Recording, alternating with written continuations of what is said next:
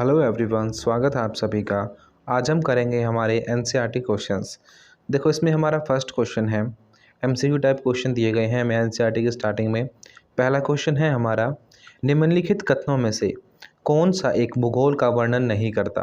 देखो, आपको ये पढ़ने में थोड़े से टफ लग सकते हैं, पर ये क्वेश्चंस बिल्कुल इजी हैं क्योंकि थोड़ी सी लैंग्वेज टफ होती है क्वेश्चंस की।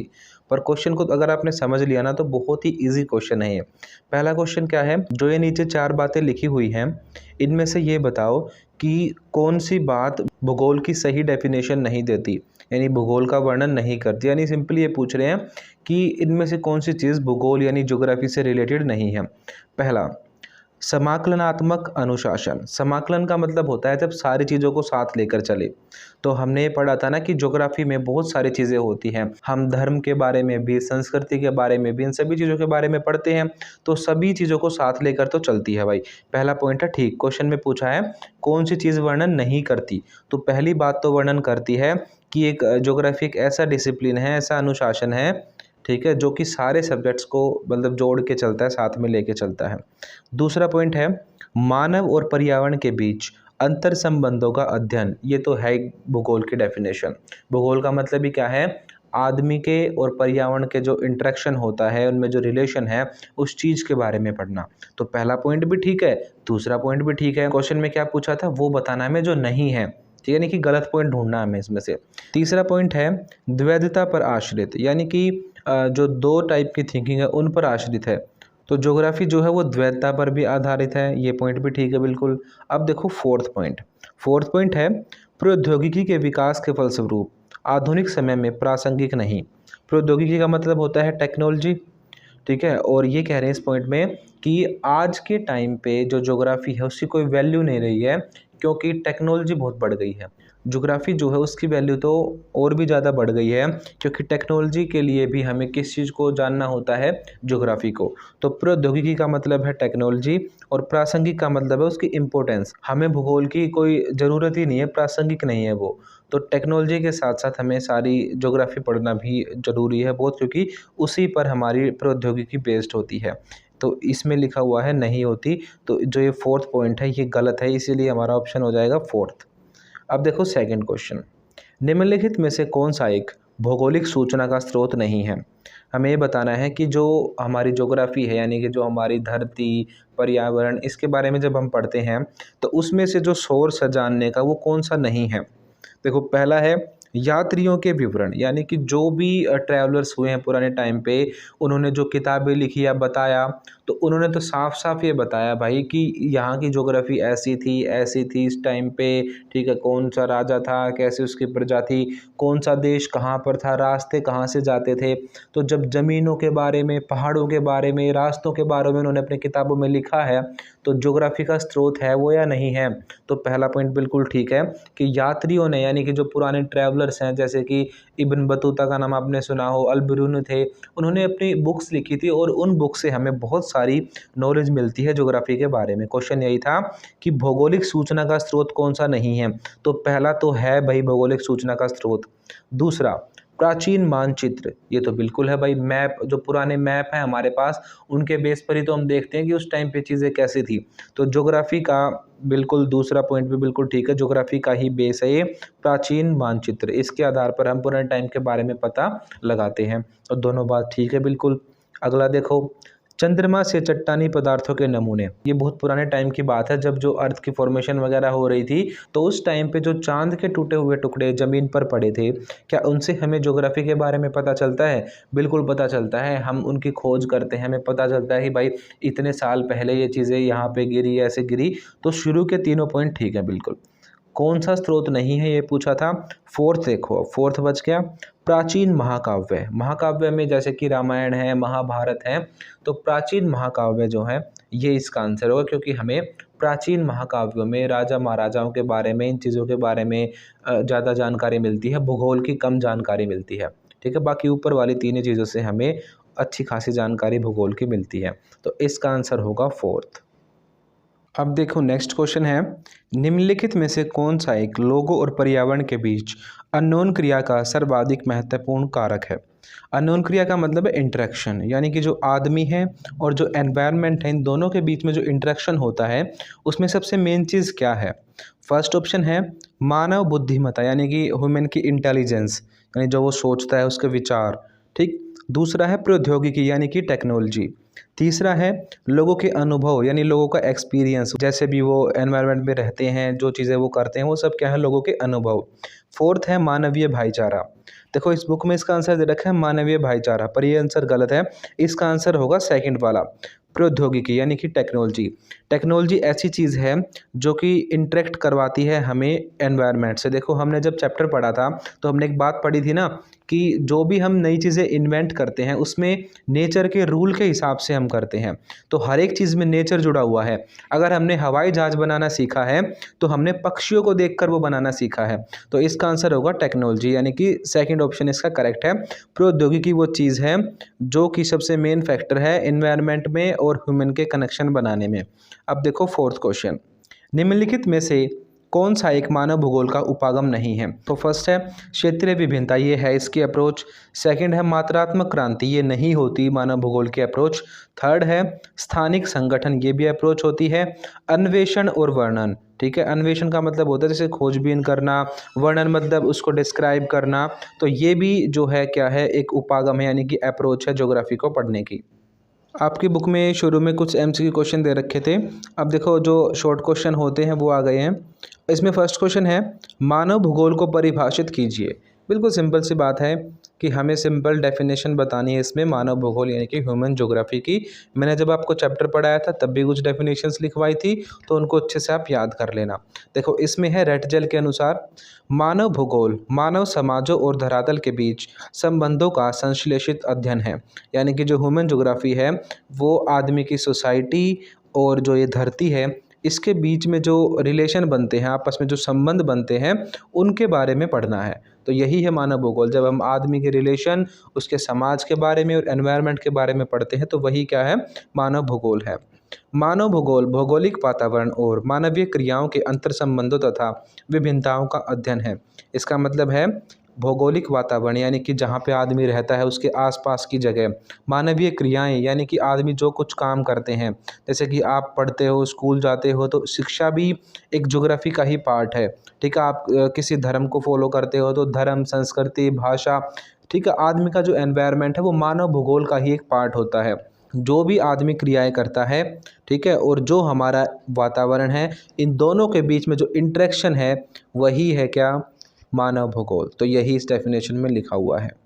अब देखो नेक्स्ट क्वेश्चन है मानव भूगोल के कुछ उप क्षेत्रों के नाम बताइए। यानी कि जो ह्यूमन ज्योग्राफी है उसके कौन कौन से पार्ट होते हैं ये बताना है हमें।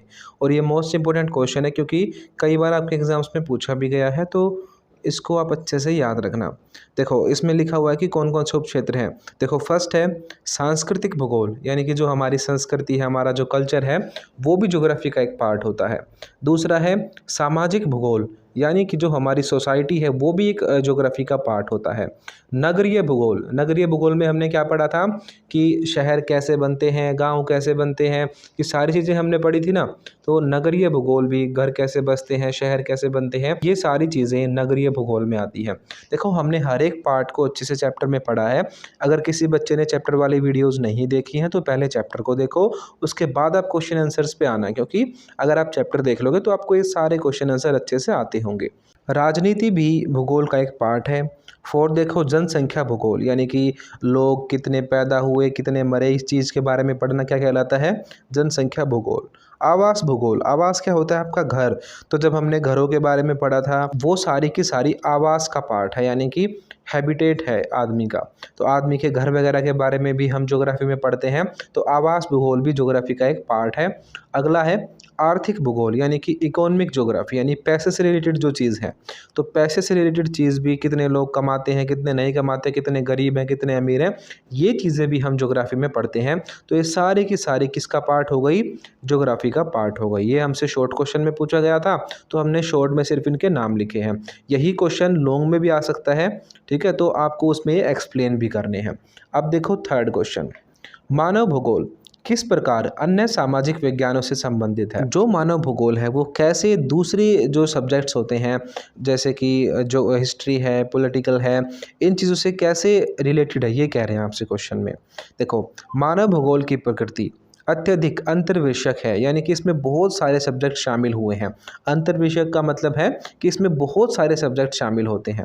जैसे सिंपली आप एग्जांपल देख लो इसका। अगर आप मान लो ज्योग्राफी के बारे में पढ़ रहे हो कि आज से इतने साल पहले जो है किस टाइप की ज़मीन होती थी, कैसे नदियाँ थी, कैसे वो था, तो उसमें आप हिस्ट्री को भी पढ़ते हो। जैसे अगर आप हड़प्पा सभ्यता के बारे में हिस्ट्री में पढ़ रहे हो तो आपको पता चलेगा कि वहाँ पे सिंधु नदी बहती थी, ठीक है, ऐसे ऐसे गांव बसे हुए थे। तो ये गांव बसना, नदी का होना, पेड़ पौधे, कैसे वहाँ पे एनवायरनमेंट था, क्या वो लोग खाते थे, तो सभी चीज़ें ज्योग्राफी का ही तो पार्ट है। यही कह रहे हैं कि ज्योग्राफी में बहुत सारे सब्जेक्ट शामिल होते हैं। ठीक है, तो एग्जाम्पल से मैंने आपको समझा दिया। तो पहली लाइन का मतलब यही है कि इसमें बहुत सारे सब्जेक्ट शामिल होते हैं। इंटरडिसिप्लिनरी अंतर्विषयक का मतलब है ये कि बहुत सारे सब्जेक्ट शामिल होना। पृथ्वी तल पर पाए जाने वाले मानवीय तत्वों को समझने व उनकी व्याख्या करने के लिए मानव भूगोल सामाजिक विज्ञानों के सहयोगी विषयों के साथ घनिष्ठ अंतरपृष्ठ विकसित करता है। देखो, आपको लाइन मुश्किल लग रही होंगी पर है बिल्कुल सिंपली बात ये, ठीक है, आप इनको सिंपल लैंग्वेज में भी लिख सकते हो। उसमें ये कह रहे हैं बस कि जो ह्यूमन ज्योग्राफी है, यानी कि जो मानव भूगोल है, वो जितने भी सामाजिक विज्ञान के विषय हैं उनके साथ सहयोग बनाकर चलता है। सिंपली ये कहा है इस लाइन में। ज्ञान के विस्तार के साथ नए उपक्षेत्रों का विकास होता है, और जैसे जैसे नॉलेज बढ़ती चली जाती है, नई नई खोजें होती चली जाती हैं, तो इस सब्जेक्ट का एरिया भी बढ़ता चला जाता है, ठीक है, और नए नए इसके पार्ट बनते चले जाते हैं। उपक्षेत्र का मतलब क्या है? इसके पार्ट बनना। तो जैसे नॉलेज बढ़ती है, ज्योग्राफी या किसी भी सब्जेक्ट के पार्ट भी बढ़ते चले जाते हैं। तो ये था बिल्कुल सिंपल सा क्वेश्चन। अब देखो, ये आया है हमारा मोस्ट इम्पोर्टेंट क्वेश्चन। कई बार आपसे पूछा भी गया है, ठीक है, इसको अच्छे से आप बिल्कुल समझ लेना। मैंने आपको चैप्टर पढ़ाया था तब भी बताई थी ये बात कि ये बहुत इंपॉर्टेंट क्वेश्चन है और बहुत इजी भी है। देखो, दो वर्ड हैं, मानव का प्रकृतिकरण या प्रकृति का मानवीकरण। मानव का प्रकृतिकरण का मतलब क्या है? मानव मतलब आदमी, प्रकृति मतलब उसका नेचर। तो जब आदमी प्रकृति के हिसाब से सब कुछ करेगा, उसके हिसाब से चलेगा, तो वो क्या है? मानव का प्रकृतिकरण हो रहा है। अगर आदमी प्रकृति को अपने हिसाब से चेंज कर देगा तो उसने क्या कर दिया? प्रकृति का ही मानवीकरण कर दिया। जैसे कि अगर आदमी जंगलों में रहता, ठीक है, बिल्कुल जैसे भगवान ने हमें बनाया था वैसा भोजन करता, ठीक है, ज़्यादा नई नई चीज़ों का आविष्कार नहीं करता, बिल्कुल बेसिक लाइफ जीता, तो वो क्या था? मानव का प्रकृतिकरण था, जैसे कि आदिवासी लोग जीते थे।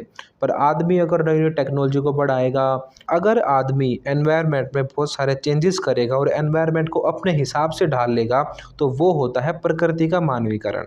ठीक है, समझ गए अब दोनों चीज़ें। मानव का प्रकृतिकरण मतलब आदमी नेचर के हिसाब से रहे, प्रकृति के हिसाब से रहे। प्रकृति का मानवीकरण मतलब आदमी प्रकृति को अपने हिसाब से बदल दे। ठीक है, तो देख लो अब क्या लिखा है बुक में। आरंभिक अवस्था में मनुष्य पर पर्यावरण की बंदिशें महत्वपूर्ण थी, यानी कि जो एनवायरनमेंट ने हमारे ऊपर रेस्ट्रिक्शन लगा रखी थी, वो चीज़ें पुराने टाइम पे हुआ करती थी। आरंभिक अवस्था मतलब पुराने टाइम पे, और पर्यावरण की बंदिशें मतलब नेचर के रूल्स रेगुलेशंस जो थी। मानव पर्यावरण से अत्यधिक प्रभावित था, यानी कि हर चीज़ का प्रभाव आदमी पर पड़ता था। अगर बारिश हो रही है, बिजली कड़क रही है, नेचुरल डिजास्टर हो गया, तो हर चीज़ मानव को प्रभावित करती थी। ठीक है, पर आज के टाइम पे ऐसा नहीं है। आप देखते हो ना कि पहले ही पता लगा लेते हैं कि बारिश कब होगी, कब भूकंप आएगा। तो बहुत सारी चीज़ें आदमियों ने अब बदल दी हैं प्रकृति में। तो पहले मानव पर्यावरण से अत्यधिक प्रभावित था। मानव ने प्रकृति के आदेशों के अनुसार अपने आप को ढाल लिया, यानी जैसे ही एनवायरनमेंट ने हमें रहना सिखाया उसी हिसाब से पुराने टाइम पे आदमी रहता था। मानव की सामाजिक अवस्था भी आदिम थी, यानी कि आदिम का मतलब होता है पुराने टाइम की थी। ठीक है, तो जो उसके सोसाइटी थी, सामाजिक अवस्था मतलब उसकी जो सोसाइटी थी, घर बार परिवार थे, वो पुराने टाइप से थे, बिल्कुल जैसे जानवरों के होते हैं उसी टाइप से वो लोग भी रहते थे। मानव प्रकृति का दास था, ये बहुत इंपॉर्टेंट लाइन है। नेचर के हिसाब से सब कुछ करता था, सारे उसके रूल्स रेगुलेशंस को मानता था। ठीक है, और क्या था? वो दास था, यानी कि स्लेव था नेचर का। ठीक है, तो मानव प्रकृति का दास था। समझ गए? यही होता है मानव का प्रकृतिकरण, यानी कि प्रकृति के हिसाब से काम करता था मानव। मानव का प्रकृतिकरण हो रहा है, इसे पर्यावरणीय निश्चयवाद का नाम दिया गया। देखो, जो आदमी नेचर में चेंज नहीं चाहते बिल्कुल भी, एज इट इज़ जो जैसा हमें भगवान ने बनाया वैसा ही रहना चाहते हैं, एक भी चीज़ नहीं छेड़ना चाहते नेचर में, तो उन लोगों की थिंकिंग होती है पर्यावरणीय निश्चयवाद। यानी कि वो निश्चय कर लेते हैं कि भाई कोई भी चीज़ नहीं बदलेगी। तो यही लिखा हुआ लास्ट लाइन में कि मानव जो है वो प्रकृति के हिसाब से अगर रहता है तो उसे कहते हैं पर्यावरणीय निश्चयवाद। तो समझ गए अब मानव का प्रकृतिकरण क्या है? नेचर के हिसाब से रहना, प्रकृति का दास होना, नेचर में एक भी चीज़ नहीं बदलना, पर्यावरणीय निश्चयवाद को फॉलो करना। अब उदाहरण देख लो, हमारे बुक में कहानी दे रखी थी ना बेंदा की, एक लड़के की कहानी दे रखी थी, जनजातीय लड़का था एक। उदाहरण के तौर पर बेंदा भारत का आबू झमाड़ वनों में रहता है जो मध्य भारत में है। यानी जंगलों की बता रहे हैं कि आबू झमाड़ जो जंगल है वहाँ पे रहता है एक लड़का है जिसका नाम है बेंदा। वह एक छोटी लंगोटी पहने हाथ में एक कुल्हाड़ी लिए फिरता है। यानी कि आपको एक आदिवासी लड़के की स्टोरी बता रहे हैं। उसका कबीला कृषि का आदिम रूप स्थानांतरित कृषि करता है। यानी कि वो एक जगह पे टिक के खेती नहीं करते, घूमते रहते हैं अलग अलग एरिया में और वहीं पर छोटी मोटी खेती करते रहते हैं। वह वनों के छोटे छोटे टुकड़े कृषि के लिए साफ करता है। यानी कि छोटे से एरिया में वो सफाई करते हैं, वहाँ पे अपने लिए फल सब्जी उगा लेते हैं। वह नदी से जल प्राप्त करता है। वह गुद्देदार पत्तों और कंद मूल को चबाता है। यानी कि जो पेड़ों से मिलता है उसे पत्ते वगैरह, फल, ये सारी चीज़ें, नदियों से मिला हुआ पानी, इस चीज़ को वो यूज़ करता है। यानी कि वो बिल्कुल नेचर के हिसाब से रह रहा है, नेचर में वो कोई भी फेरबदल नहीं कर रहा। ठीक है, तो यही इसका एग्जाम्पल है ये पर्यावरणीय निश्चयवाद का या मानव के प्रकृतिकरण का। ठीक है, नेचर के हिसाब से चल रहा है मानव, ह्यूमन बिल्कुल नेचर के हिसाब से अगर काम करे तो वो क्या है? पर्यावरणीय निश्चयवाद। उपरोक्त उदाहरण एक कबीले का प्रकृति के साथ संबंध प्रकट करता है। यानी कि जो एग्जाम्पल हमें दिया गया है ये रिलेशन दिखाता है एक कबीले का नेचर के साथ, प्रकृति के साथ। इस प्रकरण में प्रकृति एक शक्तिशाली बल, पूज्य, सत्कार योग्य तथा संरक्षित है। अब इन वर्ड को समझ लेना।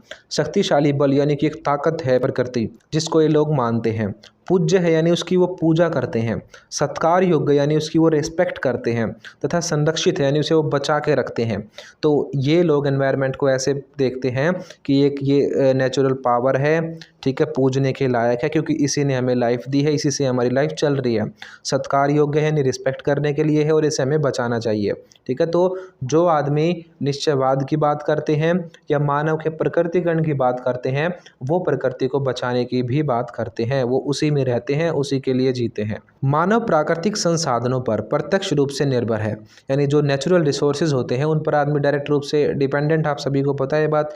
ऐसे समाजों के लिए भौतिक पर्यावरण माता प्रकृति का रूप धारण करता है। यानी इनके आसपास का जो एनवायरनमेंट है, भौतिक पर्यावरण का मतलब होता है जो चीज़ें हमें आसपास दिखे। ठीक है, भौतिक होती है फिजिकल, जिसे हम देख सके। तो भौतिक पर्यावरण यानी कि इनके आसपास जो पेड़ पौधे, नदी, झरने, जो कुछ भी है उसे ये माँ के रूप में देखते हैं। ठीक है, तो माता प्रकृति का रूप मानते हैं उसे ये। तो यही कह रहे हैं कि मानव का प्रकृतिकरण का मतलब है एनवायरनमेंट को माता के रूप में देखना, पर्यावरणीय निश्चयवाद वाली थिंकिंग को फॉलो करना। ठीक है, और मनुष्य का प्रकृति का दास होना, हर एक चीज़ को नेचर के हिसाब से करना। Like, share and subscribe. मुझे पता है ये लाइन सुन सुनकर आप लोग बोर हो चुके हो और मैं भी कह कहकर पक चुका हूं, लेकिन आपके एक लाइक, शेयर और सब्सक्राइब से आपको पता है कितने लोगों की रोजी रोटी चलती है। यहाँ पर कैमरामैन है, एडिटर्स और मैं हूं। तो प्लीज यार कर दो, 1 मिनट के लिए वीडियो को पॉज करें और लाइक, शेयर, कमेंट जरूर करें। ये मत सोचना कि कोई और करेगा, वो भी ये सोचते हो निकल जाते हैं। तो प्लीज अभी कर दीजिए, कर दो प्लीज। अब देखो, अब नेक्स्ट क्वेश्चन, मानव भूगोल के विषय क्षेत्र का वर्णन करो। विषय क्षेत्र का मतलब है कि ये जो सब्जेक्ट है मानव भूगोल, ये कितने बड़े एरिया में फैला है, यानी कि इसमें कौन कौन सी चीज़ शामिल होती हैं। देखो, हमने इस बुक में बहुत सारी चीज़ें पढ़ी। इसमें हमने व्यापार भी पढ़ा, इसमें हमने घरों के बारे में भी पढ़ा, आदमी के बारे में भी पढ़ा। ठीक है, उसकी एजुकेशन, उसका धर्म, उसकी संस्कृति, सारी चीज़ें हमने पढ़ी। तो यही उसके विषय क्षेत्र हैं, यानी कि उसका एरिया कितना बड़ा है सब्जेक्ट का। तो मानव भूगोल की प्रकृति यानी जो सब्जेक्ट है मानव भूगोल, उसका क्या नेचर है वो देखते हैं। मानव भूगोल की प्रकृति का उद्देश्य पृथ्वी पर विभिन्नताओं के बीच रहने वाले मानव जीवन को समझना है। अब सब्जेक्ट के नाम में ही क्या है? मानव भूगोल, यानी कि जो आदमी है उसकी हर एक चीज़ को समझना है ना, हमें मानव के भूगोल को समझना है, मानव के बारे में सब कुछ जानना है। तो यही कह रहे हैं पहली लाइन में कि मानव भूगोल की प्रकृति का उद्देश्य यानी जो नेचर है इस सब्जेक्ट का, ह्यूमन ज्योग्राफी का, वो ये जानना है कि जो अलग अलग एरिया में आदमी रहते हैं उनमें जो डिफरेंसेस है उसको कैसे सीखा जाए, कैसे समझा जाए। ये अंतर भौगोलिक वातावरण के कारण मिलते हैं। हमें पता है अगर नेचर अलग होगा, एनवायरनमेंट अलग होगा, क्लाइमेट अलग होगा, तो हमें वहाँ के भूगोल में, वहाँ के वातावरण में, वहाँ के कल्चर में हर एक चीज़ में अंतर देखने को मिलेगा। जैसे कि उत्तराखंड के किसी पहाड़ी एरिया का अगर हम वातावरण और संस्कृति देखें तो वो दिल्ली से अलग मिलेगी ना। तो यही ये कह रहे हैं कि भौगोलिक वातावरण के हिसाब से हमें क्या देखने को मिलता है, अलग अलग पर्यावरण, अलग कल्चर, हर एक चीज़ अलग अलग देखने को मिलती है। मानव और भौतिक वातावरण का संबंध सांस्कृतिक वातावरण को जन्म देता है। मानव मतलब आदमी, भौतिक वातावरण का मतलब है जो आपके आसपास पेड़ पौधे, नदी, झरने, आपके आसपास जो भी चीज़ें जहाँ पे आप रहते हो वो सब क्या है, भौतिक वातावरण। तो मानव और भौतिक वातावरण यानी कि आपके आसपास के एनवायरनमेंट का जो रिलेशन है उससे एक कल्चरल एनवायरनमेंट पैदा होता है, सांस्कृतिक वातावरण पैदा होता है, एक नई संस्कृति बनती है। ठीक है, अब देखो इसके 5 कौन कौन से क्षेत्र हैं। मानव भूगोल के अध्ययन क्षेत्र के 5 प्रमुख अंक, ठीक है, कौन कौन से इसके एस्पेक्ट हैं। पहला है फिंच और ट्रिवार्था के अनुसार मानव और उसकी संस्कृति ही मानव भूगोल का विषय क्षेत्र है। क्वेश्चन क्या था कि मानव भूगोल का विषय क्षेत्र क्या है, यानी कि उसमें हम क्या चीज़ें पढ़ते हैं। तो फिंच और ट्रिवार्था का कहना ये है कि मानव और उसकी जो संस्कृति है ना, इसका घर परिवार जो भी कुछ है उसके बारे में अगर हम पढ़ते हैं तो वही आता है इसमें पहली चीज़ पढ़ने वाली। ठीक है, तो वही है इसका विषय क्षेत्र। तो मानव की संस्कृति उसका इस सब्जेक्ट का विषय क्षेत्र है, यानी पढ़ने वाली चीज़ है, उसका स्कोप है, उसका एस्पेक्ट है पहला। अब देखो सेकंड पॉइंट, इस संबंध में मानव भूगोल जनसंख्या, प्राकृतिक संसाधनों, सांस्कृतिक तथा कार्यात्मक संबंधों का अध्ययन करता है। यानी कि इस सब्जेक्ट में हम क्या पढ़ते हैं, मानव भूगोल जनसंख्या यानी कि आदमी कितने हैं, ठीक है, किस एरिया में कितने आदमी रहते हैं, कैसे रहते हैं, तो उसकी जनसंख्या के बारे में यानी पॉपुलेशन के बारे में। दूसरा है प्राकृतिक संसाधन यानी कि जो नेचुरल रिसोर्सेज है उनके बारे में भी हम पढ़ते हैं। तीसरा है सांस्कृतिक यानी कि जो हमारा कल्चर है उसके बारे में भी हम इस सब्जेक्ट में पढ़ते हैं। और कार्यात्मक संबंध यानी कि आदमी जो जो काम करते हैं उसके बारे में भी हम इसमें पढ़ते हैं। अब देखो थर्ड पॉइंट, मानव भूगोल का उद्देश्य एवं प्रकृति के संबंध में प्रोफेसर ब्लास का यह कथन है, प्रकृति पर मनुष्य का प्रभाव और उसके व्यवसाय का अध्ययन ही मानव भूगोल है। यानी कि आदमी के ऊपर जो भी प्रभाव पड़ा है नेचर का, ठीक है, और जो भी वो व्यवसाय करता है यानी जो भी वो काम करता है उसके बारे में पढ़ना ही मानव भूगोल है। तो जो ये इन्वर्टेड कोमास में लाइन लिखी हुई है इस लाइन को आप याद रखना बस। जो भी मनुष्य पर प्रभाव पड़ा है नेचर का और जो भी वो काम करता है उसके बारे में अगर हम अध्ययन करते हैं तो वही इसका मेन एरिया है पढ़ने का। मानव भूगोल संसाधनों के उपयोग द्वारा व्यवसायों की आर्थिक संरचनाओं, उद्योगों, परिवहन, संचार साधन तथा मानवीय वस्तुओं के वितरण का अध्ययन करता है। देखो आपको ये थोड़ी सी मुश्किल लग रही होंगी लाइन, पर इनको अगर आप सिंपली समझोगे तो आपको बहुत इजी भी लगेंगी ये। देखो क्या कह रहे हैं, कुछ नहीं कह रहे इस लाइन में भी। उद्योग यानी कि जो भी वो इंडस्ट्री सेटअप की है आदमी ने। आर्थिक संरचना यानी कि जो उसने जैसे वो नौकरी करता है, काम धंधे करता है, जो कुछ भी करता है, जैसे हमने पढ़ा था ना इसमें कि आदमी प्राथमिक क्रियाएं करता है, द्वितीय क्रियाएं करता है, तृतीय क्रियाएं करता है, कोई आदमी नौकरी करता है, कोई खेती करता है। तो वो सारी क्या है, उसकी आर्थिक संरचना ही तो है, कौन आदमी किस तरीके से पैसे कमा रहा है, वो सब कुछ हम ज्योग्राफी में पढ़ते हैं। उद्योग यानी जो इंडस्ट्रीज़ होती हैं उनके बारे में भी हम पढ़ते हैं। परिवहन यानी कि ट्रांसपोर्टेशन, इसके बारे में भी हम पढ़ते हैं। संचार साधन यानी कि रेडियो, टेलीविज़न, ये चीज़ें भी हम इसमें पढ़ते हैं ज्योग्राफी में। तथा मानवीय बस्तियों के वितरण का अध्ययन करता है, यानी कि जो ह्यूमन की घर हैं, ठीक है, उनकी कॉलोनी है, बस्ती मतलब उसके रहने की जगह जो है उसके बारे में भी हम इस सब्जेक्ट में पढ़ते हैं। क्वेश्चन क्या था, आपसे स्कोप पूछ रहे थे ह्यूमन ज्योग्राफी का, यानी कि इसमें हम क्या क्या चीज़ें पढ़ते हैं, सिंपली ये बताना है हमें। तो हमें इसमें सब कुछ पढ़ा है आदमी के बारे में, तो यही लिख देना आपको कि आदमी के बारे में, उसका धर्म, उसकी संस्कृति, ठीक है, कैसे वो काम करता है, उद्योग वगैरह, परिवहन, संचार साधन, मानव की बस्ती, हर एक चीज़ हम इसमें पढ़ते हैं। फोर्थ पॉइंट है हमारा मानव भूगोल का अध्ययन मानवीय पारिस्थितिकी, ह्यूमन इकोलॉजी का व्यापक अध्ययन है। यानी कि जो आदमी है उसके आसपास का जो भी वातावरण है, ठीक है, जो भी उसकी फैमिली, सब कुछ जो उसके आसपास है वो ह्यूमन इकोलॉजी कहा जाता है। तो जो ये मानव भूगोल है इसमें हम क्या पढ़ते हैं, ह्यूमन की जो इकोलॉजी है यानी उसके आसपास का जो भी एनवायरनमेंट है उसके बारे में हम व्यापक अध्ययन यानी कि डीप में पढ़ते हैं सब कुछ। आगे है मानव भूगोल में प्राकृतिक वातावरण का मानवीय जीवन और उसकी क्रियाओं पर पड़ने वाले प्रभाव का अध्ययन किया जाता है। तो मानव भूगोल में किस चीज़ के बारे में पढ़ते हैं हम, प्राकृतिक वातावरण का यानी नेचर का मानवीय जीवन यानी आदमी की लाइफ पर, ठीक है, और उसकी क्रियाओं पर, उसकी क्रियाओं यानी वो जो भी काम करता है, जो भी वो एक्टिविटीज़ करता है, पर पड़ने वाले प्रभाव का अध्ययन किया जाता है। यानी कि नेचर का आदमी के ऊपर जो भी प्रभाव पड़ता है, आदमी के जीवन पर, आदमी के कामों पर, उस चीज़ के बारे में हम इस सब्जेक्ट में पढ़ते हैं। यही ये लाइन लिखी हुई है। आगे है, पृथ्वी के विभिन्न क्षेत्रों में रहने वाले मानव समूहों के सामाजिक, आर्थिक, सांस्कृतिक विकास का अध्ययन किया जाता है कि मानव किस प्रकार वातावरण समायोजन तथा प्रादेशिक व्यवस्थापन द्वारा क्षेत्रीय संगठन करता है। यानी कि ये कह रहे हैं कि आदमी जो है उसकी लाइफ के बारे में, उसके सामाजिक जीवन के बारे में, उसके आर्थिक जीवन के बारे में, उसकी संस्कृति यानी उसके कल्चर के बारे में सब कुछ अध्ययन किया जाता है मानव भूगोल में। ठीक है। और आगे लिखा है कि किस प्रकार वातावरण से समायोजन करता है, यानी कि कैसे कोऑर्डिनेशन बनाता है एनवायरनमेंट के साथ आदमी। ठीक है। वातावरण मतलब एनवायरनमेंट और समायोजन मतलब कोऑर्डिनेशन बनाना, यानी तालमेल बनाकर चलता है।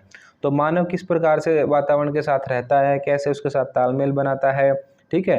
प्रादेशिक व्यवस्थापन यानी कि कहाँ पे रहता है। ठीक है। ये सारी चीज़ें हम मानव भूगोल के अंदर पढ़ेंगे। सिंपली कुछ नहीं, हमें बस ये बताना कि मानव भूगोल में हम क्या क्या पढ़ते हैं। तो यही कह रहे हैं कि आदमी के सामाजिक, आर्थिक, सांस्कृतिक विकास के बारे में अध्ययन किया जाता है, वातावरण के साथ उसका समायोजन कैसा है इसके बारे में अध्ययन किया जाता है। ठीक है। ये सारी चीज़ें हम मानव भूगोल में पढ़ते हैं।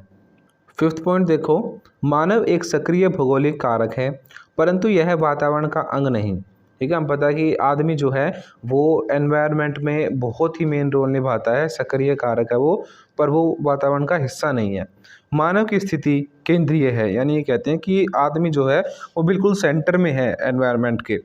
मानव अपने प्राकृतिक वातावरण में परिवर्तन करके सांस्कृतिक भूदृश्य का निर्माण करता है। आदमी क्या कर देता है, नेचर में चेंजेस करके उसे अपने हिसाब से ढाल लेता है। ठीक है। सांस्कृतिक भूदृश्य मतलब अपने हिसाब से अपनी संस्कृति बना ली है उसने। इस प्रकार मानव भूगोल प्राकृतिक वातावरण की शक्तियों जैसे शोर शक्ति, गुरुत्व तथा शोर क्रियाओं का अध्ययन करता है। ये कह रहे हैं कि आदमी जो है वो नेचर में चेंजेस कर देता है, इसीलिए उसे हम क्या नहीं मानते, वातावरण का अंग नहीं मानते, क्योंकि उसने वो तो इतनी पावर रखता है कि वातावरण को भी चेंज कर सकता है।